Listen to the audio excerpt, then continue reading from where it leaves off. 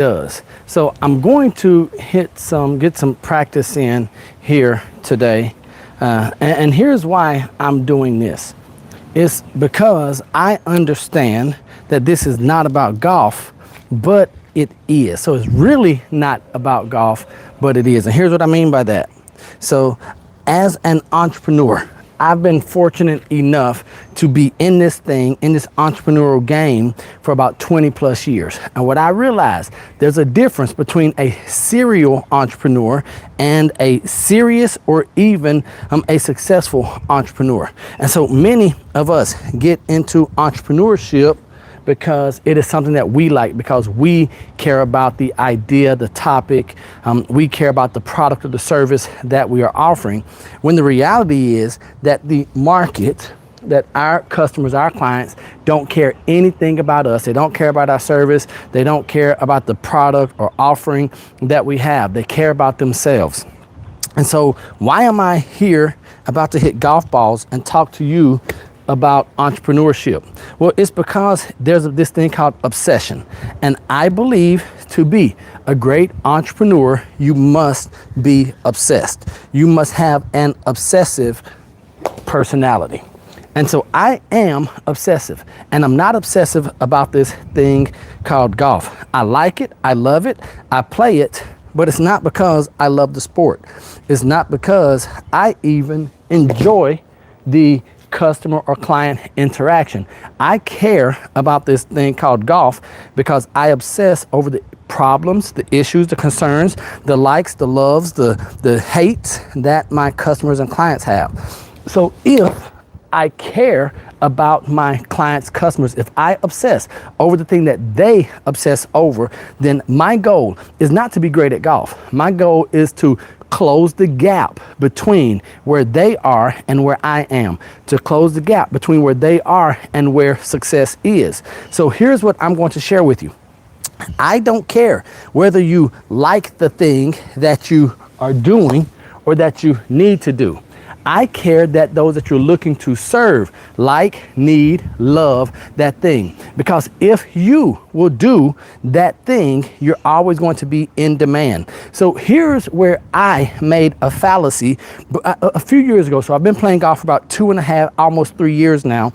But a few years ago, with the clientele that I work with, I told myself I did not have the time to work with them. Or let me say, I didn't have time to play golf. Why? Because I was trying to be a better coach. I was trying to be a better entrepreneur, be a better business owner. I was trying to offer more services to the wrong people. And maybe that's what we're doing here today. We're trying to get better at the thing.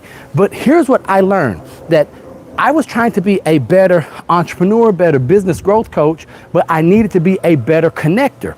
And so I became obsessive over the thing that they obsessed over the thing that was keeping them up. So when it came to client or lead generation, lead conversion, client ascension, and client retention, I became obsessive over that, but I was great and unemployed. I was knowledgeable, I was the best at it, but I had no customers or clients. And I realized that it didn't matter how good I was, it didn't matter how much I could benefit them if I was not in front of my people. So I'm telling you today, on this day, you're probably good enough. Enough people just don't know about you. You have not spent the time to get to know them. And so here's where I realized that my elite client profile, what I call my ECP, they make the fallacy of this, because here's what we know. I want you to finish this.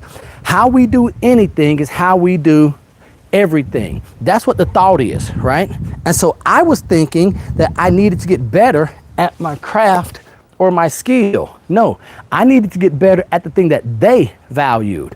For some reason, elite business owners, affluent individuals, they care about being able to hit this thing really, really well. Like if you can hit this thing good, and you don't even have to be great, you can just be decent. If you can do this for 4 hours at a time, maybe a couple of times a week, we have magnates of industry like you. They say, oh man, you're great.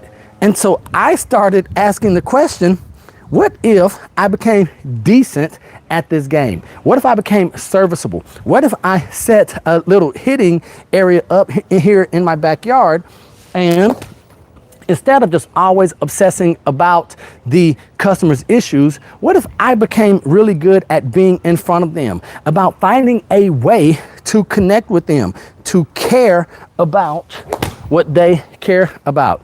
And then as I took the same technique, as I put the same energy into practicing here in the backyard, going and getting a professional coach, making sure that about every 6 rounds I go back and I see my coach and I give him an update, that I do the things such as using Arcos. I don't want to be a single handicapper when it comes to golf, but as a byproduct of me caring about my customer enough, not to only service them, but to be where they are, to meet them where they are, I've gotten better. And here's what I will say to you. The more you are doing the thing to be in front of the people, the better you'll get, because you have more people to do the thing to or with that you want to do, right? I am a better coach, business owner, entrepreneur, leader, speaker, trainer, because I'm a better golfer, because I spend more time with my desired client or my elite client profile. And by spending more time with them, they're referring me to more people. See, many of us, we just spend time learning and doing and trying and promoting and advertising, but we're never in front of the right people. So today, maybe it could be that you just need to get in front of the right people. Maybe you need to get out of the office. Maybe you need to stop taking classes. Maybe you need to do that thing that others are saying that's not the way that we've always done it, right? Because I have learned that the opinion of those who talk about winning and then the reality of those who are actually winning is totally different. The experience is different. So now I have changed a big part of my business model. A big part of my business model, my prospecting, is just to be on golf courses, to play in tournaments, to get invited to member guest tournaments. If I can do that, if I can spend 3.5 to 4 hours with the right people, I'm going to win. And so here's what I used to think my goal was. Initially, my goal when working with affluent clientele and those that I look to serve on the business growth coach side, it was, I want them to become my clients. Well, that changed about 9 months ago. I no longer wanted them to become my clients. I wanted to become their fourth in a round of golf. Because here's why. If I can become the fourth in one of my customer or client or even the prospects, if I can become their fourth, that means there are 2 other people that I have not been exposed to yet. If I can hit this thing decently, not great, but if I'm decent, if I shoot under 100 and I'm shooting under 100, if I do that consistently, we have great conversation. I ask them questions about the challenges, about the concerns they have going forward, about what is keeping them up at night. All of a sudden they like me. And then by the end of our time together, what do you think they're doing? Absolutely. They're inviting me to hang out with some more of their friends. So I'm just going to challenge you to do something a little bit different today on this weekend. Maybe there's something that you love doing that you don't think is tied to your business, your growth. I'm going to ask you, just put some thought into it. Maybe it's going to be something where you can say, I'm over here, they're over here. How do I shorten the gap? And that's ultimately how we win as entrepreneurs. Unfortunately, I thought 20 years ago when I started, I thought that the best product, the best service, the brightest, most knowledgeable won. That is not the case. And I want to know your opinion. Here's what I believe and what I have learned is that even as an adult, life is still just a popularity contest, right? So the most popular are going to have the most opportunities. The most popular, typically, they're going to get an unfair share of the pie. Now, here's what we do as business owners, especially if we're just starting out and we're fighting or climbing an uphill battle. We understand that It's still a popularity contest, but we don't like it. Why? Because we are not on the popular side, right? And so we focus on, well, it's not right. It's not about popularity. It should be about your skill or your merit or how much return you can get. We could fight that battle. I'm encouraging you to choose not to fight that battle. If this thing called business, called entrepreneurship, if it is a popularity contest, just become the most popular. And you have to figure out how to do that inside of the confines of your principles, your morals, and your values. So I just know if I can be good at hitting these little colored balls around the golf course for a few hours, if I can start asking some questions, what is your biggest challenge? What is holding back your customer retention or your growth? How could I serve you in the next 21 to 30 days? And then I deliver on those answers or those suggestions. I'm okay with that. And what I've learned, what I've seen in only 3 years, having my business triple, is all because I have become obsessed. Now, I do want to pause right here and ask you or to make a statement. And this is something that isn't popular in 2026 when this is being recorded or shot live or whatever you want to call it, is that I believe, my personal belief is that for you to be great at anything, you could be good at something, you can be popular at something, but for you to be great at anything, you must be obsessed, right? And you hear me talk about that I have this obsession. And the idea, people say, well, no, Neil, can't I just be disciplined? Can't I just be skilled? Can't I be talented? I don't believe so. I believe that most of us now are disciplined in an area. A discipline means that we just have the habit that we're going through, that we're doing the thing. Obsession, on the other hand, is something different.